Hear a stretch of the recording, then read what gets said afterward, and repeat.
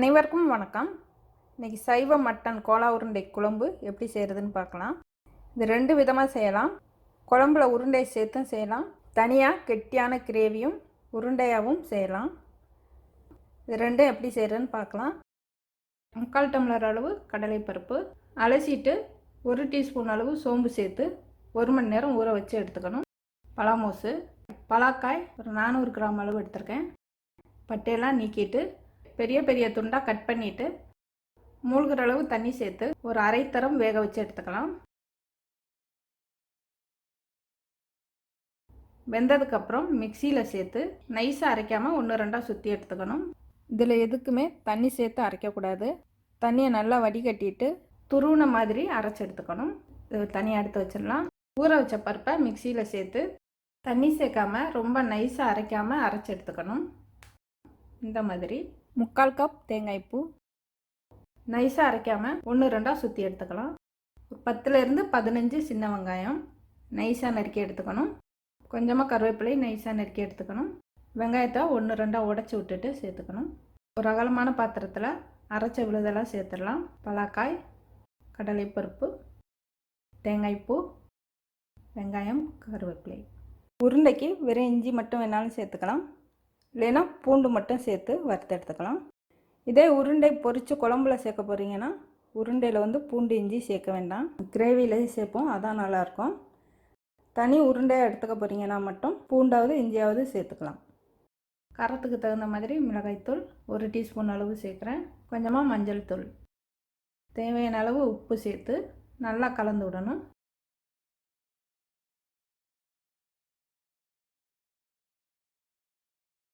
நல்லா கலந்துட்டு சின்ன சின்ன உருண்டையாக உருட்டி எடுத்துக்கலாம்.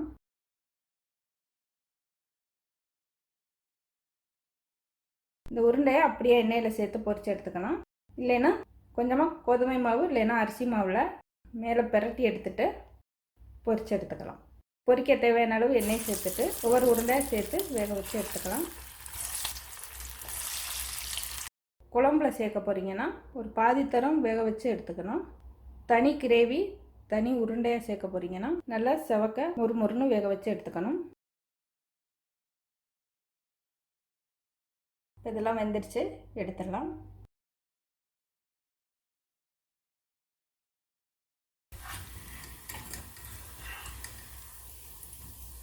இப்போ சைவ மட்டன் கோலா ரெடி ஆயிடுச்சு.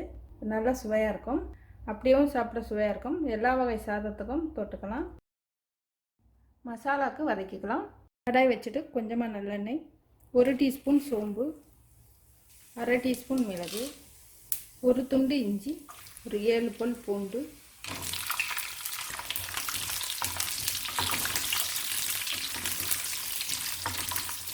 ஒரு 10 முந்திரி பருப்பு, கசகசா இருந்தால் கசகசா சேர்த்துக்கலாம். 1/2 கப்லேருந்து 3/4 கப் அளவு தேங்காய் பூ. நிறம் மாறுற வரைக்கும் வதக்கி எடுத்துக்கலாம். மல்லி மிளகாயெல்லாம் இதிலே சேர்த்து வதக்கிறதுனாலும் வதக்கிக்கலாம். அதுக்கு பதில் மல்லித்தூள் மிளகாய்த்தூள் சேர்த்தாலும் போதும். நல்லா வதங்கிடுச்சு. அடுப்பு ஆஃப் பண்ணிடலாம். ஆறுனதுக்கப்புறம் மிக்சியில் சேர்த்து நைஸாக அரைச்சி எடுத்துக்கணும். இப்போ கிரேவிக்கு ஒரு 10-15 சின்ன வெங்காயம் குண்டு குண்டாக கட் பண்ணி எடுத்துக்கணும். ஒரு தக்காளி, தேவையான அளவு கருவேப்பிலை, கடாய் வச்சுட்டு தேவையான அளவு நல்லெண்ணெய் சேர்த்துக்கலாம். பட்டை இலை, ஒரு ஏலக்காய், கிராம்பு, வாசனை சாமான்லாம் சேர்த்துக்கலாம். கொஞ்சமாக சோம்பு.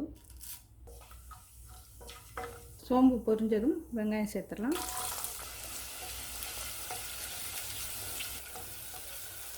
கருவேப்பிலை, தக்காளி சேர்த்து வதக்கலாம்.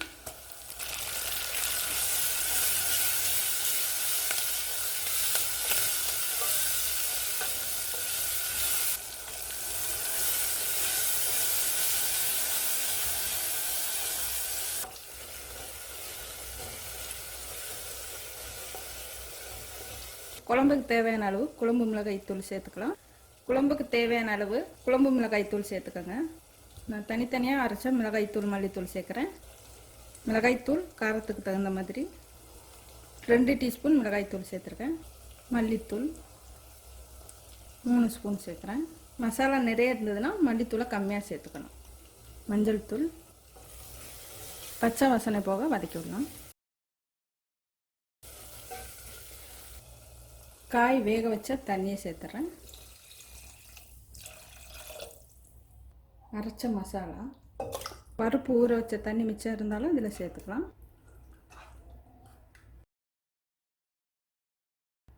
கட்டி இல்லாமல் கலந்து விடலாம். மிக்சியை கழுவி சேர்த்துக்கிறேன்.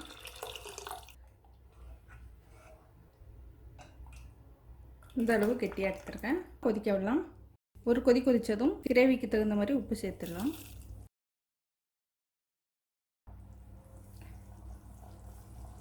இதிலிருந்து கொஞ்சமாக தனியாக எடுத்துக்கிறேன். உப்பு கரைஞ்சதுமே எடுத்துக்கலாம். கொஞ்சம் கிரேவி எடுத்துட்டேன். ஒரு பாதி அளவு பொரிச்ச உருண்டையை இதில் சேர்த்துக்கிறேன்.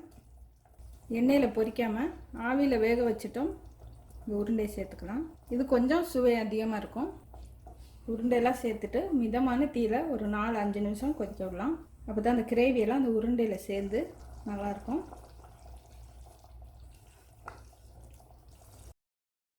ஒரு 4 நிமிஷத்துக்கு மேலே கொதிச்சிருச்சு. அடுப்பு ஆஃப் பண்ணிடுறேன்.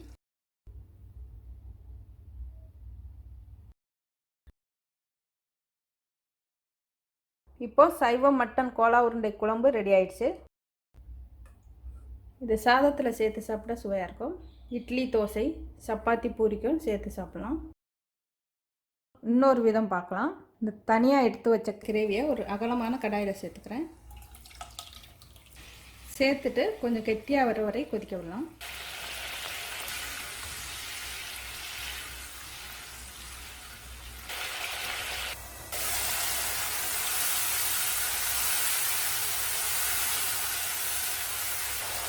ரெண்டு 3 நிமிஷம் கொதிக்க விட்டாலே போதும். நல்லா கெட்டியாக எண்ணெயெல்லாம் பிரிஞ்சு வந்துருச்சு. அடுப்பு ஆஃப் பண்ணிடலாம்.